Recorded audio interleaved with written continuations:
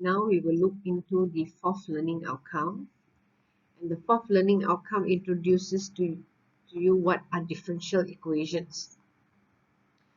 So if an equation has a derivative, meaning dy dx or d square y dx square, it's called a differential equation. Point number 2, if a function satisfies an equation, it's called a solution to the differential equation. So example, you have a function which has dy dx, and then you manage to use integration methods to actually solve that function and determine the y, then the y is the function which satisfies this equation and is called a solution to the differential equation. The third point, um, the order of a differential equation depends on the highest derivative involved. If it's dy dx and then its first derivative, meaning the order is first order. If you have d square y dx square in that derivative equation, that means the highest order here is 2. And the next point is the degree of a differential equation depends on the degree of the highest derivative involved. Example, if you have just dy dx in the function, then the degree will be 1. If you have dy dx in bracket square, that means the equation is to the degree of 2.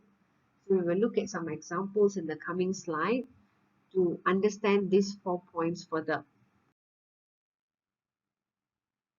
So the first one, dy dx equals to 2x minus 4.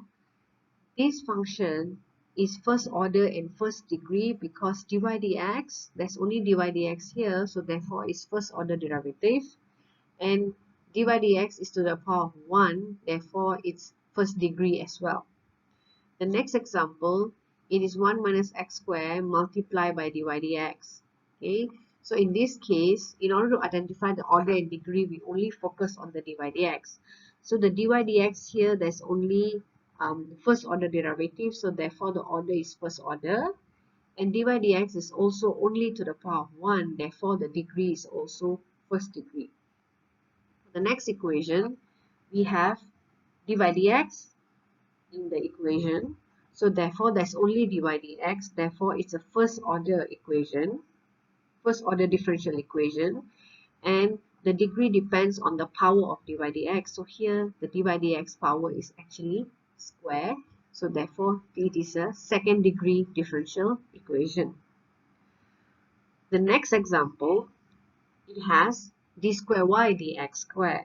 Therefore, it's a second derivative, second order derivative. Therefore, this particular differential equation is a second order differential equation, and the highest degree of the derivative here, which is dy dx, the highest degree is only 1. It is dy dx to the power of 1. Therefore, it's a second order because it has d square y dx squared.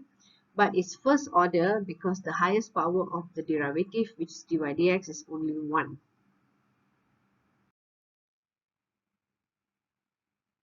For our foundation here, we will only focus on first order and first degree differential equations for now.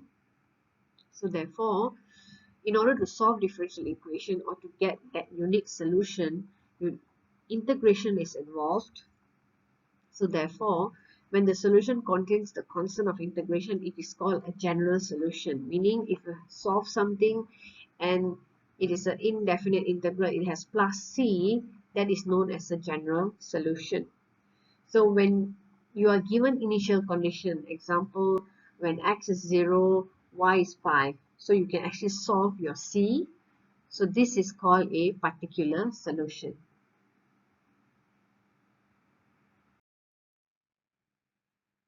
So this question requires you to find the general solution to the differential equation dy dx equals to x cubed plus 4x. So in order to find the general solution, you need to find the y.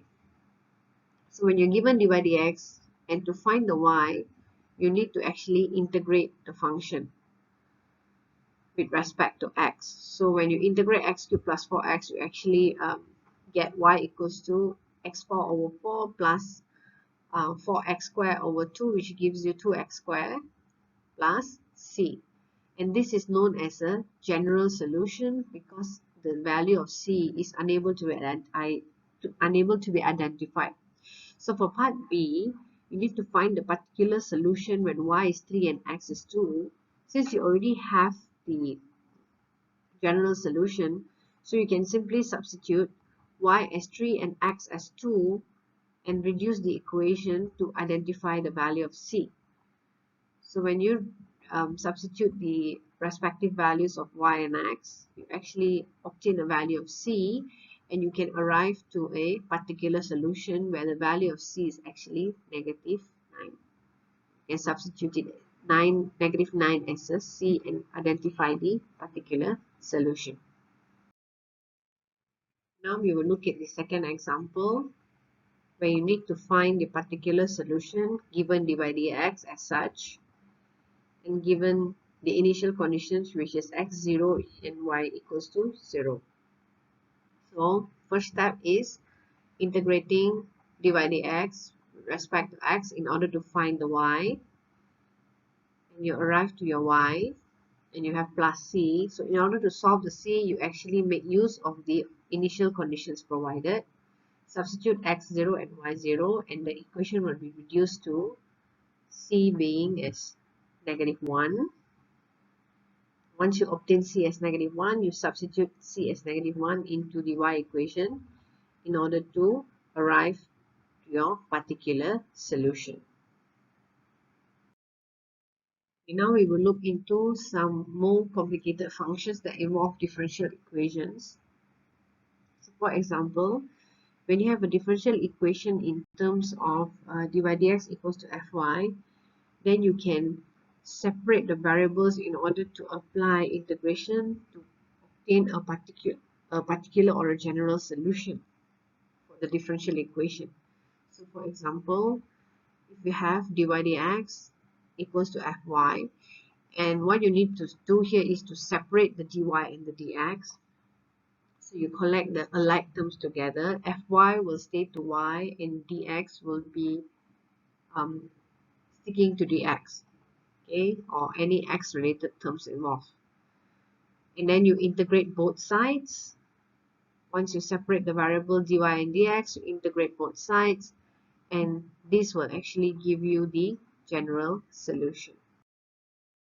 Now we will look at the first example. The first example says find the general solution to the equation dy dx equals to y. It's a very simple function. So it's a differential equation because it involves dy dx. So your first task here is there's y and x. So you need to separate the variable. The reason of separating the variables is very simple. You can only integrate with respect to one unknown, either dx or dy. So in this case, we collect the dy and the y related terms on one side and dx and the x related term on the other side. So very simple. So you bring the y over, it will become dy over y multiplied equals to dx.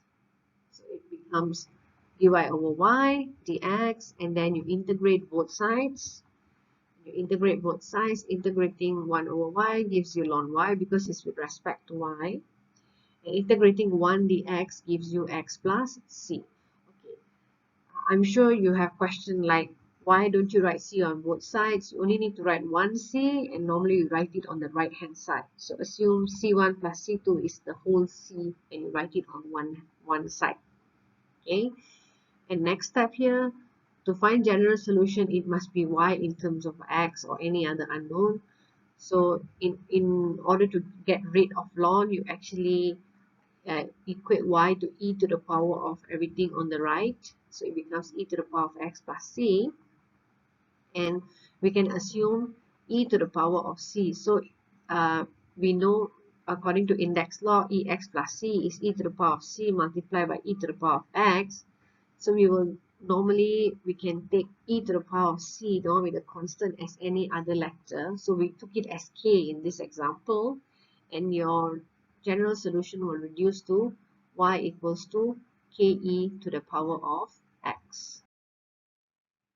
For the next example, you'll find a general solution to this equation. So when you look at this equation, there's dy, there's dx, there's a number, and there's a y. So what we need to do here is we need to integrate with respect to y and also x, because there's dy and dx. So we need to separate the variables. We will just cross multiply this, so it will be sub 3y plus 1 multiplied by dy, which is this, and 3 multiplied by dx, and we integrate left and right.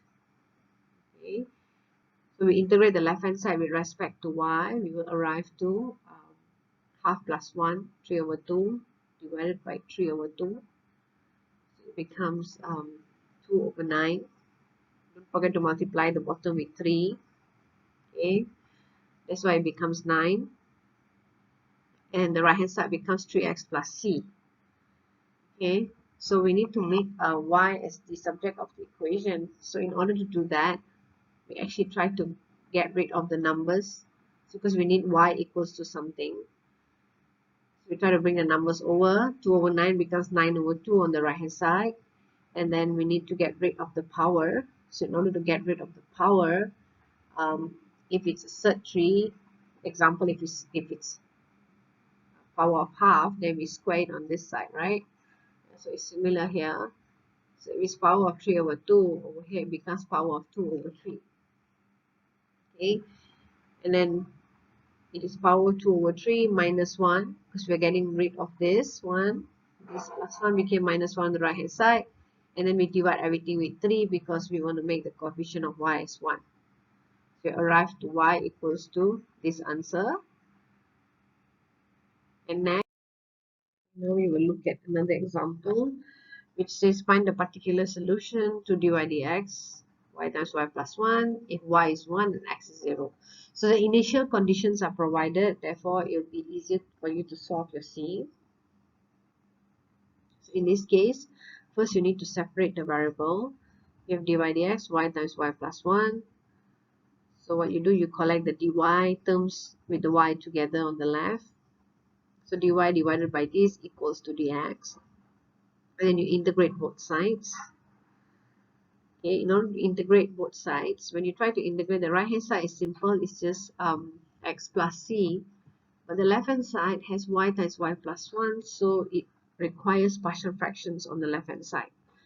So it will be, when you apply partial fraction, it will be a over y plus b over y plus 1, and you will get a as 1 and b as negative 1. So please work out on the partial fractions similar to semester 2.